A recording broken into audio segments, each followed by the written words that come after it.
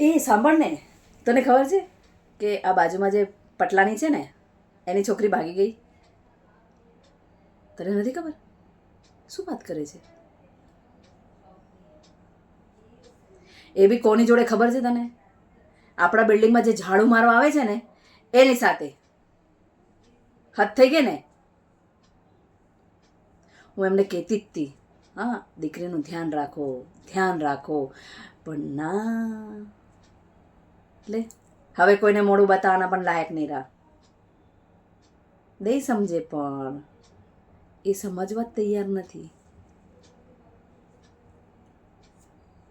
હવે આ બીજી છે ને એનું બી મેં એમ જ કહ્યું છે, ધ્યાન રાખજો, નહીં તો પછી ઠીક છે, હવે સમજ્યા જેવું જ છે. શું કહું હવે? અમુક વાર તો હું એવો વિચાર કરું છું કે આવા પણ લોકો હોઈ શકે છે જિંદગીમાં. આટલું કહેવા છતાં બી ખબર ન પડે કે આપણી દીકરી છે, આપણે કેવી રીતે ધ્યાન રાખવું જોઈએ. બધા જ જોવે છે, આખી બિલ્ડિંગ વાતો કરતી હતી તો બી એ કે ના મારી દીકરી તો કંઈ બી કરશે તો મને કહેશે. શું કહેશે? આ કીધું ને, ભાગી ગઈ, બોલો.